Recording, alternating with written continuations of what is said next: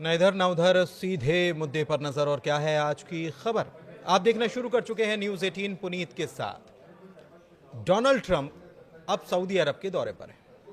अब उसके बाद दूसरी तरफ भी जाना है, यूएई भी जाएंगे, वो कतर भी जाने का उनका प्रोग्राम है। 4 दिनों का उनका दौरा है।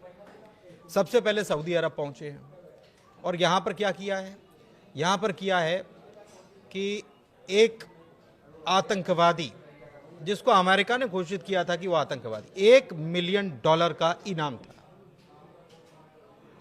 और उससे मिलाया है डोनाल्ड ट्रंप ने हाथ। लेकिन पहले इनाम था, फिर अमेरिका ने ही घोषित किया और अमेरिका ने ही वो इनाम भी हटा दिया और अमेरिका ने अब उससे गलबहियां शुरू कर दी है।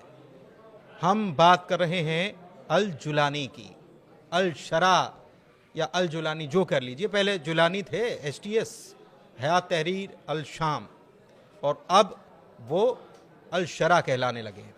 इसी मुलाकात के बारे में समझते हैं कि ये क्या है अमेरिका का तरीका, अमेरिका क्या करने जा रहा है, कुछ नया करने जा रहा है दुनिया में। समझते हैं, मेरे सहयोगी अंकुर जी मौजूद हैं, सीधे उनके पास चलते हैं। क्या है ये अंकुर जी, अमेरिका का ये कौन सा मूव है? अमेरिका ने शायद, क्या इसके पहले ऐसा कुछ किया था कभी? देखिए, इतिहास क्या है वो तो हम बात करेंगे, लेकिन सबसे पहले हम बात कर लेते हैं कि जो अबू अहमद अल जोलानी, जिनको अब अल शारा कहा जाता है, इनका पूरा बैकग्राउंड क्या है।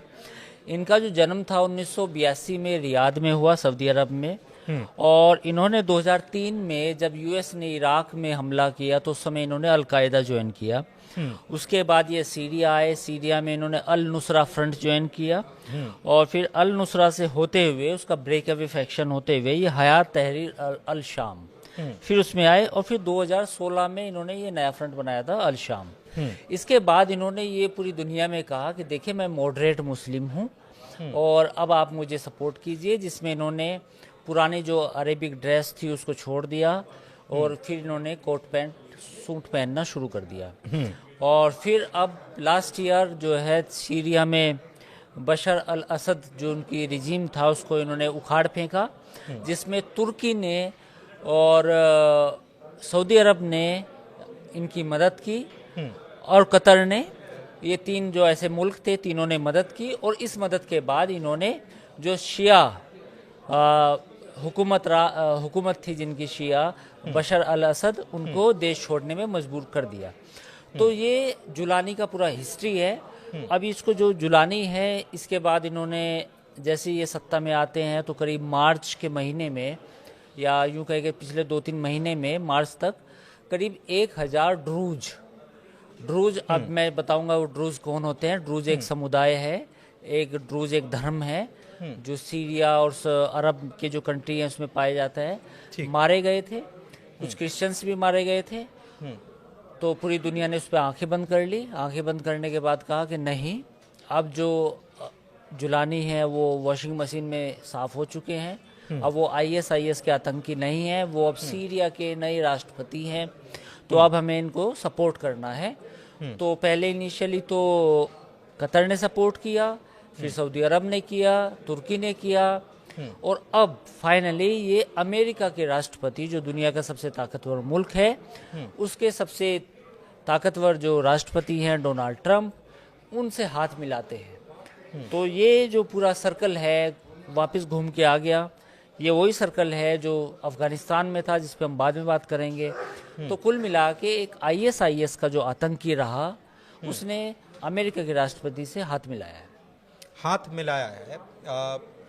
ये वॉशिंग मशीन में धुलने की क्या प्रक्रिया रही, कैसे वॉशिंग मशीन में धुले? देखिए, इस समय अगर हम बात करें तो वॉशिंग मशीन जो है, इस समय 4 वॉशिंग मशीन है। एक वॉशिंग मशीन कतर के पास है, एक तुर्की के पास है, एक सऊदी अरब के पास है और एक अमेरिका के पास है। अगर आप आईएस अलकायदे से संबंध रखते हैं लेकिन चाहते हैं मैं अपने इसमें धो के आ जाऊं, तो इन चारों कंट्रीज़ के पास वॉशिंग मशीन है। आपको सिर्फ कहना ये होगा कि मैं आपके सारे काम करूंगा, आप जो मुझे बोलेंगे, जो मेरा पुराना हिस्ट्री रही है उसे आप छोड़ दीजिए, लेकिन अब मैं आपके साथ काम करने के लिए तैयार हूं। तो ये आपने वॉशिंग मशीन में आपको धो धा के साफ कर दें। तो सबसे पहली वॉशिंग मशीन सऊदी अरब की थी। सऊदी अरब के पास अब नई वॉशिंग मशीन आई है, बड़ा मुल्क है, पैसा आया है तेल का, ठीक है, सुन्नी मुल्क है, तो अब वो चाहता है कि जो पुराने जहाँ जहाँ उसके इंटरेस्ट हो सकते हैं, तो जैसे अभी इंडिया और पाकिस्तान में भी जो तनाव था, तो उसमें भी सऊदी अरब ने कहा कि देखिए मेरे से मैं हूँ ना, कहाँ जाना है आपको। तो सऊदी अरब उसमें भी था। अब जुलानी की मुलाकात डोनाल्ड ट्रंप से कराई। ट्रंप ने जो है 85 करोड़ रुपए का या 1 मिलियन का कह सकते हैं आप डॉलर टर्म्स में, उसका इनाम को भी एक रात पहले ख़त्म कर दिया। तो ये नई वॉशिंग मशीन आई है मिडिल ईस्ट में, जो अब सऊदी अरब के पास भी है। लेकिन ये कितना हैरान करता है कि अमेरिका ने जिसके ऊपर इनाम रखा कि इसको पकड़ कर कैसे भी इसकी खबर कर दो, हम आपको $1 मिलियन देंगे, और उसी के राष्ट्रपति सीधे जाकर मुलाकात कर लेते हैं, सऊदी अरब में हाथ मिलाते हैं, गले मिलते हैं, और साथ में तुर्की के अर्दवान जो है वो भी जुड़े हुए थे ऑनलाइन। बेसिकली देखिए, अगर दर्शक कुछ समझना चाहें, अगर जियोपॉलिटिक्स को समझना चाहें, तो उसे ऐसे समझे कि अगर मेरे फायदे का है, खास तौर पे वेस्ट के, अमेरिका के, तो वो चाहे आईएस का बंदा क्यों ना हो, वो अलकायदा का बंदा क्यों ना हो, वो हमारा है। और अगर वो हमारे खिलाफ है, हमारी मुखालफत कर रहा है, तो फिर जो है हम उसको आतंकवादी कह देंगे, उसको यूएन डेजिग्नेटेड टेररिस्ट कह देंगे। तो ये अमेरिका की पॉलिसी आज की नहीं है, ये पॉलिसी तब की है जब अफ़गानिस्तान में तालिबान आए थे। तालिबान से पहले इन्होंने लड़ाई की जब 9/11 हुआ, और बाद में इन्होंने दोस्ती की। आज तालिबान अफ़गानिस्तान में सत्ता में है, आज वहाँ बच्चियों को स्कूल नहीं भेजा जा रहा। तो आज किसी भी वेस्ट के किसी भी कंट्री में कोई एहतजाज नहीं हो रहा, कोई विरोध प्रदर्शन नहीं हो रहा, अमेरिका चुप बैठा है, लाखों हजारों अफगान बच्चियां स्कूल नहीं जाती, तब किसी को परवाह नहीं है कि दुनिया कहाँ जा रही है।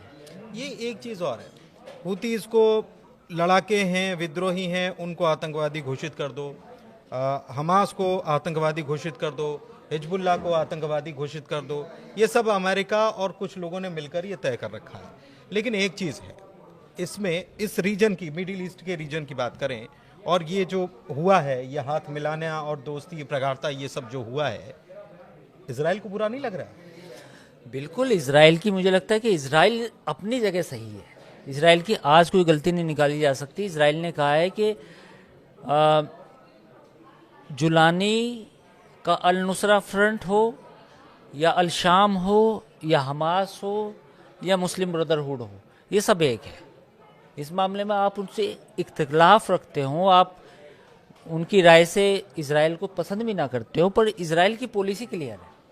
या तो इधर है या उधर है, या इधर है उधर है। अमेरिका का क्या है, आप देखिए ना, कल जिस अलकायदा ISIS को कहा कि भैया ये तो आतंकवादी संगठन है, तो आज ISIS से जुड़ा हुआ व्यक्ति जिसका नाम जुलानी है, जो अब सीरिया का नया राष्ट्रपति है, जिसकी समझ ही वैसी है, जिसका काम करने का तरीका भी ऐसा जिसने होगा। पूरे जीवन में वो यही किया। 2003 में वो अलकायदा ज्वाइन किया था, 2003 में, और उसकी डेट ऑफ बर्थ 1982 है, यानी कि वो सिर्फ 22 साल का था, 21 साल का था। तो उसकी रगों में ये सब सारी चीजें। उसने कौन सी यूनिवर्सिटी से पढ़ाई की है, आप मुझे ये बताइए।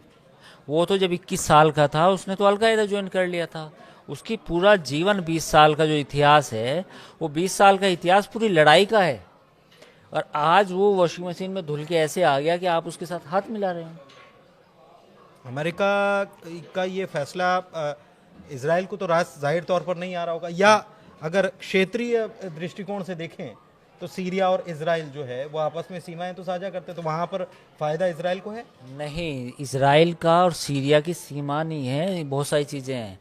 ये सीरिया का एक बड़ा इलाका है गोलन हाइट्स, पानी वाला इलाका। नहीं, पहाड़ वाला इलाका। हाँ, तो ऊपर पानी भी है हाँ, वहाँ, ऊपर पानी में झील भी है, और वो उसी को वो स्ट्रेटेजिक इलाका है, वो ऊंचाई पे है, वहाँ से आप काफ़ी दूर तक आप अपना सर्विलांस भी निगरानी कर सकते हैं। तो वो जो गोलन हाइट्स है, इजराइल का फिलहाल उस पर कब्जा है, वो इजराइल का भी हिस्सा मानता है। तो उस गोलन हाइट में ड्रूज पॉपुलेशन रहती है, ड्रूज बोलते हैं उनको। ड्रूज बेसिकली वहाँ का स्थानीय समुदाय है, जो इस्लाम से उसकी रूट्स कहीं ना कहीं मैच करती है, पर वो डिफरेंट है, वो मोनोलिथिकल और रिलीजन है। तो ये जो सुन्नी ग्रुप्स हैं ये ड्रूज पे भी हमला करते हैं।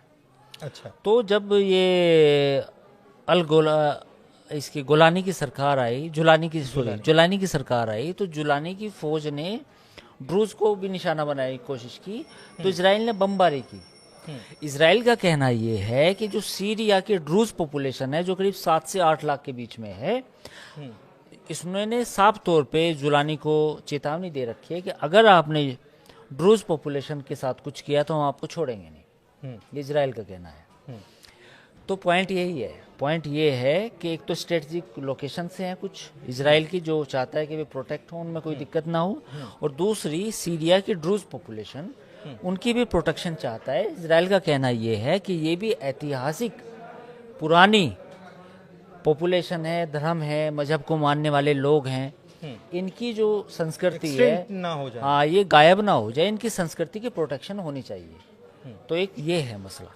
एक चीज़ और कि सीरिया जिसके पास मुझे याद है आपकी हमारी पहले बात हो रही थी, आपने ही बताया था कि वहाँ जाके कोई भी बम गिरा दे कोई खबर नहीं, कुछ मतलब ऐसी स्थिति है कि सीरिया केवल नाम का मुल्क है, सुरक्षा के नाम पर वहाँ कुछ भी नहीं है। एक चीज़ और कि पहले रूस की पपेट बना हुआ था, अब अमेरिका की पपेट बन जाएगा।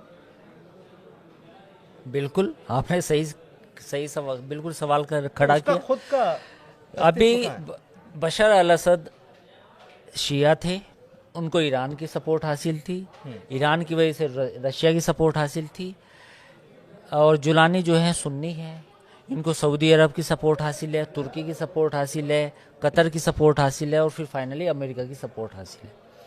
तो पहले जो सीरिया था वो शिया जो रिजीम था उनका फुटबॉल था, अब ये जो सुन्नी सरकार आई अब इनकी फुटबॉल बनेगा। तो अब समझ सकते हैं आप क्या हालत है सीरिया। लेकिन तुर्की और इजराइल के बीच में इस बात को लेकर क्या तनातनी है।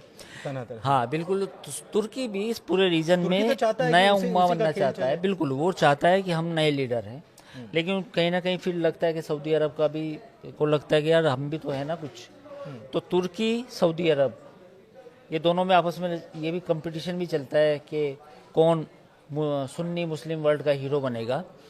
तो तुर्की का ये चलता रहता है, लेकिन इजराइल वहाँ पूरा बैलेंसिंग करता है। अगर आप पूरी मिडिल ईस्ट को देखें तो इजराइल का मुल्क का होना वहाँ वो पूरा बैलेंस आउट भी करता है इनको सबको। लेकिन इजराइल को ये अंदर ही अंदर कोई भी पसंद तो नहीं करता है नहीं, बिल्कुल इजराइल खुद ही ने पसंद नहीं करता। लेकिन इसमें एक बात है, जुलानी के साथ जब हाथ मिलाया डोनाल्ड ट्रंप ने, तो डोनाल्ड ट्रंप ने जुलानी को ये भी कहा कि आप अब्राहम अकॉर्ड भी एक्सेप्ट करो। अभी सोच मैं बताता हूँ। अब सवाल ये है कि क्या जुलानी अब्राहम अकॉर्ड एक्सेप्ट करेगा। अब्राहम अकॉर्ड बेसिकली एक समझौता था, अमेरिका ने लागू किया था 2020 में, कि जो मिडिल ईस्ट के कंट्री हैं खासतौर पर सुन्नी, उनके और इजराइल के संबंध बेहतर हो। और ये प्रॉफिट अब्राहम से लिया गया, इब्राहिम से लिया गया है। इब्राहिम कह लीजिए प्रॉफिट, या उसमें हिब्रू में अब्राहम है उनका नाम, तो ये वहाँ से लिया गया है। तो उसमें ये किया गया है कि इस अकॉर्ड के बाद 2020 में जो ये डोनाल्ड ट्रंप ने करवाया था, उसके बाद सऊदी अरब, बहरीन और एक कंट्री और है, उनके संबंध बेहतर हुए थे। उसके बाद इजराइल से उन्होंने मिस्र के भी एम्बेसी बनाई थी, सूडान ने एम्बेसी बनाई थी। तो अब यूएस ये चाहता है कि सीरिया भी उसी अब्राहम अकॉर्ड का हिस्सा बने और इजराइल के साथ डिप्लोमेटिक रिलेशन कायम करे। अच्छा, असर क्या होगा आने वाले दिनों में, क्योंकि एक पावर और है ये, एक तो आपने ये बताया, तो तुर्की और सऊदी के बीच में ताकत को लेकर खेल चलेगा, और इसमें रोक रहा हूँ, इसमें ईरान का कहाँ रोल है? देखिए अभी जो गेम चल रहा है मिडिल ईस्ट में, वो गेम सीधा सीधा है। अमेरिका के पाले में कौन कौन है? सऊदी अरब, तुर्की भी कहीं ना कहीं सपोर्ट करता है, आधा है, कभी इधर जाता है वापिस आ जाता घूम के, और सीरिया आ ही गया है, इजराइल है ऑलरेडी। तो इनका कॉमन दुश्मन कौन है इस समय? ईरान। अब ईरान के साथ, या तो ईरान के साथ परमाणु मतलब पर डील होगी, ये अमेरिका ने उस चीज को भी बैलेंस करने के लिए किया है क्या? हाँ बिल्कुल, सीरिया से ईरान को वापस कर दिया। तो वापस करने के बाद वहाँ पे एक सुन्नी गवर्नमेंट लगाई गई। वो आदमी सऊदी अरब का है। जुलानी जो हैं, जो राष्ट्रपति हैं, वो सऊदी, उनको पूरा बैकिंग है सऊदी अरब की, उन्हें टर्की की बैकिंग है। तो अब ये जो गेम बनेगा मिडिल ईस्ट में, शिया वर्सेस सुन्नी बनेगा, यानी कि ईरान, एक तरफ ईरान होगा और दूसरी तरफ ये सऊदी अरब। और एक और बनेगा गेम, सुन्नी वर्सेस सुन्नी, तुर्की और सऊदी अरब। वो बाद का है, वो आप देख लिया। नहीं, जल्दी इसलिए आ गया क्योंकि डील भी तो कर रहे हैं ना, अभी पैसा आ रहा है तो हथियार भी तो खरीद रहा है वो बात का है, लेकिन पहले तो ईरान को देखना है ना, ईरान का मसला उठेगा। अच्छा, बाद में अपना झगड़ा बाद में निपटा लेंगे। अपना झगड़ा बाद में करेंगे, अभी तो ईरान को करना है ना सही।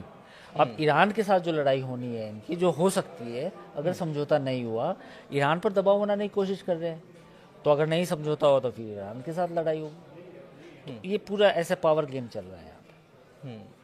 तो आप समझे होंगे कि क्या ये क्यों $1 मिलियन जिसके ऊपर इनाम था, अमेरिकी राष्ट्रपति डोनाल्ड ट्रंप उससे गले मिलते हैं, हाथ मिलाते हैं, पलक पावड़े बिछाकर स्वागत भी होता है यहाँ पर। और कौन मिलवाता है? सऊदी अरब के प्रिंस मोहम्मद बिन सलमान उन्हें मिलवाते हैं। तो ये बहुत सारी चीज़ें मिडिल ईस्ट में चल रही हैं, बहुत सारे अपडेट्स सामने आए हैं, हमने आपके सामने रखे। कैसी लगी चर्चा ज़रूर बताइएगा। हमारे चैनल को लाइक कीजिए, सब्सक्राइब कीजिए। बहुत धन्यवाद।